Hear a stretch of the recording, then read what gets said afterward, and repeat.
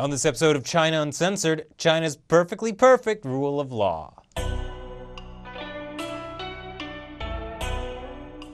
Hi, welcome to China Uncensored. I'm your host, Chris Chappell. In China, they have something better than the law. They have the law with Chinese characteristics. Yes, that's right. China has made great efforts to advance the rule of law, which they never did not have.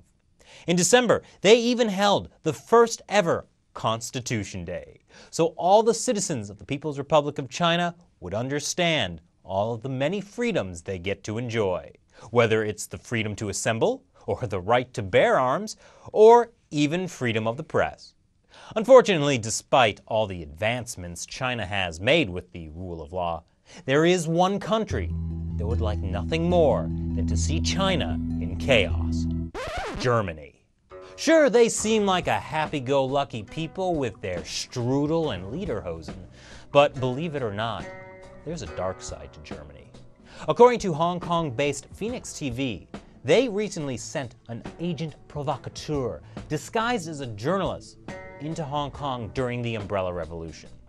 As a side note, Phoenix TV is one of the only private TV networks allowed to broadcast inside mainland China, thanks to careful maneuvering by CEO Liu Changle.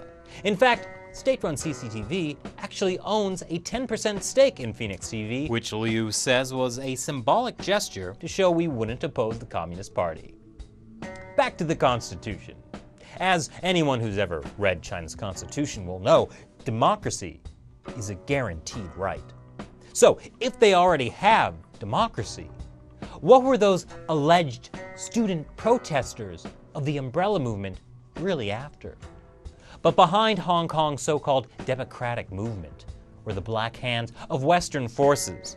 Black hands like German reporter for Die Zeit, Angela Köckritz. She arrived in Hong Kong on September 24th with her Chinese assistant, Zhang Miao. They met in Germany. Miao has a German resident permit. She also worked in the Beijing office of Die Zeit as a news assistant. While the two were in Hong Kong posing as journalists, they were actually secretly organizing the Umbrella Movement protesters. Wait, I thought the CIA was doing that.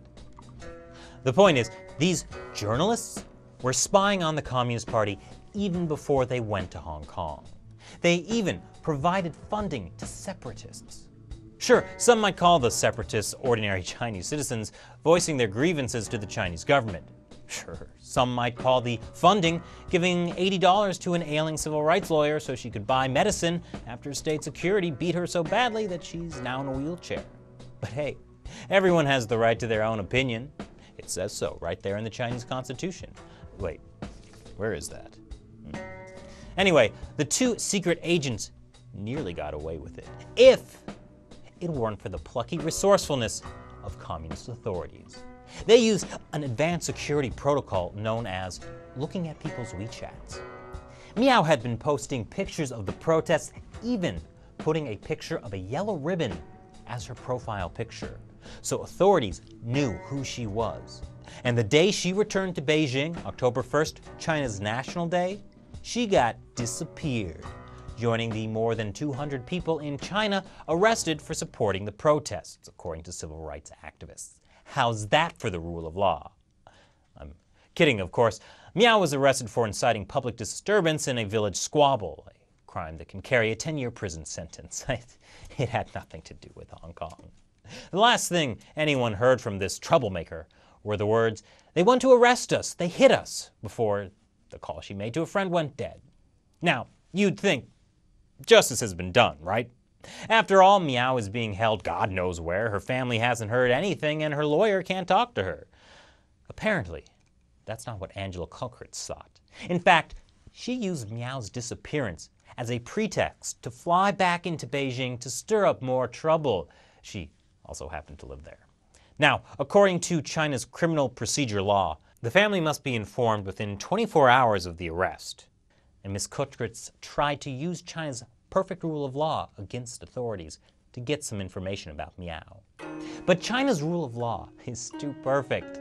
That's why the criminal procedure law has the clause, unless further investigation is required, so they could hold dangerous criminals like Miao from being torn from the hands of justice by the claws of German spies. And the best part is, security authorities don't need to say they're invoking this exception or even get it authorized.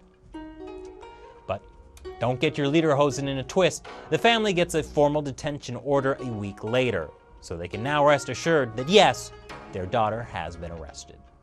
Miss Köckritz spends the next few days in Beijing meeting with authorities.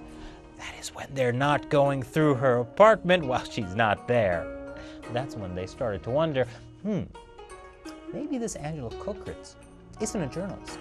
Maybe she's a spy, which officers from the Ministry of State Security suggest to her in a tiny windowless room in some security building that they refuse to allow her to leave. They politely yell at her to sign a 10-page statement written in Chinese that they refuse to translate, and yet, for some reason, she didn't want to. They tell her Miao's arrest isn't just about the Hong Kong protests, it's about the security and the territorial integrity of China. Oh, wait, I thought she was arrested for a village squabble. Oh well, whatever. Anyway, she flees China the next day. It's a shame, really. They have such a good rule of law. By December 10th, about 9 weeks after Miao's arrest, her lawyer is finally allowed to see her. She's fine, only suffering physically and psychologically. So, what do you do if your friend gets kidnapped in China? Well, the Chinese Ministry of State Security would like to invite you to make friends with one of the many other 1.3 billion Chinese. There's so many, is it really a big deal if one of them disappears? If you'd like to read the whole story of Miao's arrest, I've supplied a link in the comments section. The hashtag on Twitter is FreeMiao. Thanks for watching this episode of China Uncensored. You can follow me on Twitter or check out the Facebook page for more. Once again, I'm Chris Chappell. See you next time.